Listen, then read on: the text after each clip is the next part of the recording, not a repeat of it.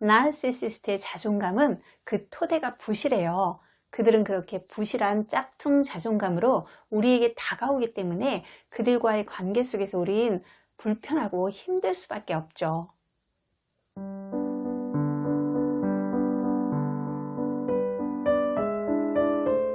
자존감은 자신이 사랑받을 만한 가치가 있고 어떤 성과를 이루어낼 만한 유능한 사람이라는 것을 믿는 믿음이라 할 수 있어요. 자존감이 높고 안정적일 경우에 자신과 타인을 바라보는 시선이 긍정적이에요. 그러니 그런 사람들과 함께 할 경우에는 왠지 모르게 유쾌하고 편안함을 느낄 수 있죠. 자존감에 대해서는 제가 올린 영상 15번을 참고하세요. 나르들은 관계 속에서 당당하고 자신만만해 보여서 건강한 자존감을 지닌 것처럼 보여요.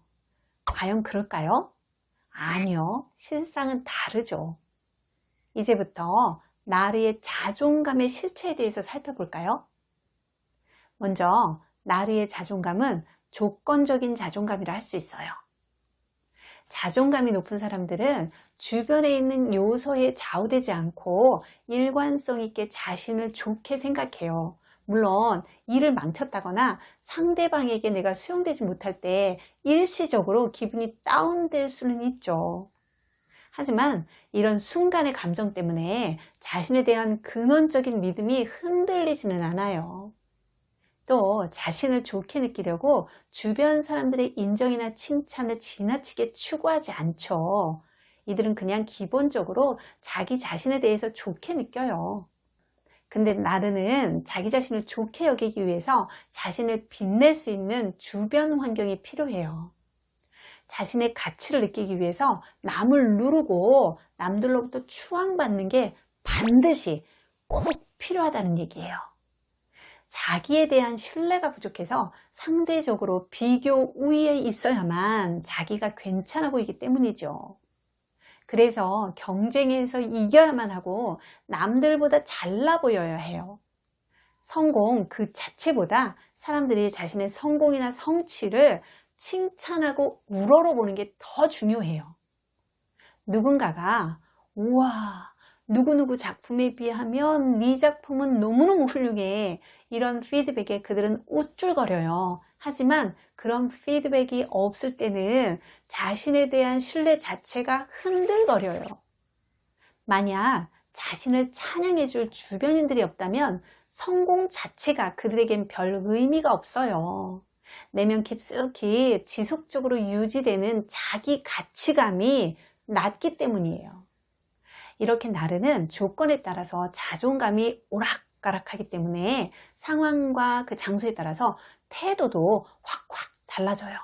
공적인 자리에서는 매력 있고 자신감 넘치고 배려심이 있는 것 같이 행동하지만 사적인 자리에서는 연인에게 무심하거나 아내에게 함부로 굴죠.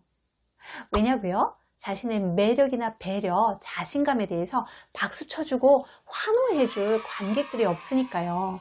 이런 이중적인 태도 때문에 나르 곁에 있는 사람들은 어리둥절하고 헷갈릴 수밖에요.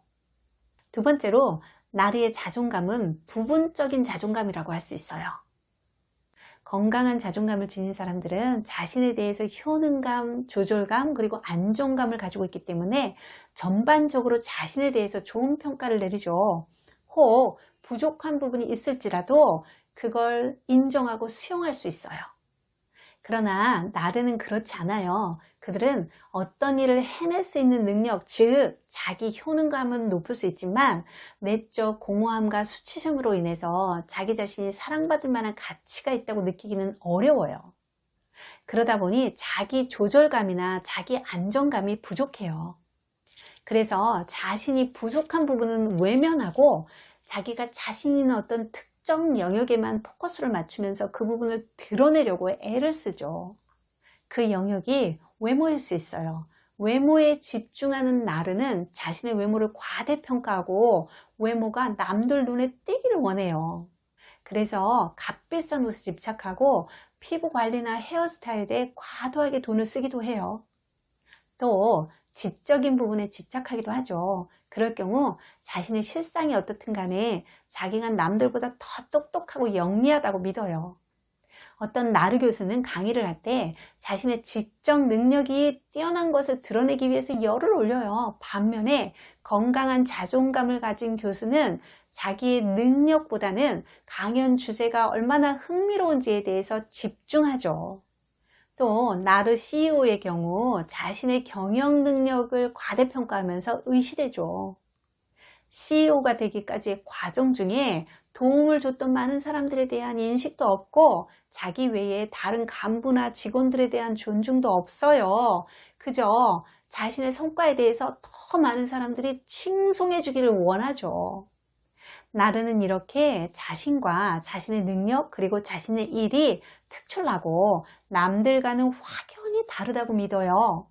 하지만 자신의 불완전한 부분을 직면할 힘이 없기 때문에 자신의 뜻대로 되지 않을 경우 곁에 있는 사람들을 불안하게 하고 함께 안절부절하게 만들죠. 세 번째, 나르의 자존감은 이미지 관리용 자존감이라 할 수 있어요. 자존감이 높을 경우 자신을 뿌듯하게 여기는 동시에 주변 사람들에게 관심이 많고 친사회적이에요. 당연히 친절하려고 노력하고 배려하려 하고 도덕적으로 살려 하겠죠.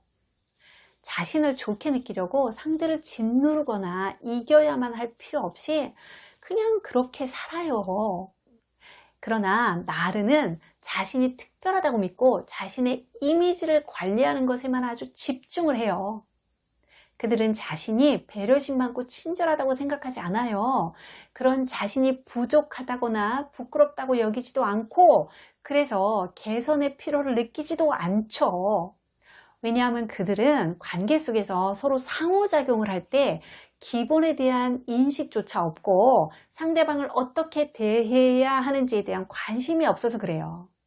나르는 자신의 이미지를 업시키기 위해서 도덕적인 척, 배려심 많고 친절한 척 연기를 하기도 하지만 정작 자신에게 도덕적인 짐을 지우지는 않아요. 그저 홀가분하게 살아요. 그래서 누군가 그들에게 어떻게 인간이 이렇게 막대 먹을 수 있어? 이렇게 비난을 해도 그들은 괴로움을 느끼지 않아요. 좋은 사람이 되는 것에 대해서는 별 관심이 없으니까요. 지금까지 살펴본 것처럼 나르의 자존감은 한마디로 가짜 자존감, 짝퉁 자존감인 셈이죠. 그러니 이런 나르와 함께 할 때 마치 롤러코스터를 타는 것 같이 현기증나고 그들을 이해하기도 받아내기도 힘들겠죠. 여러분은 진짜 자존감을 통해서 관계 속에서 평안함을 누리시기를 바라요. 상담심리사 뽀유였습니다.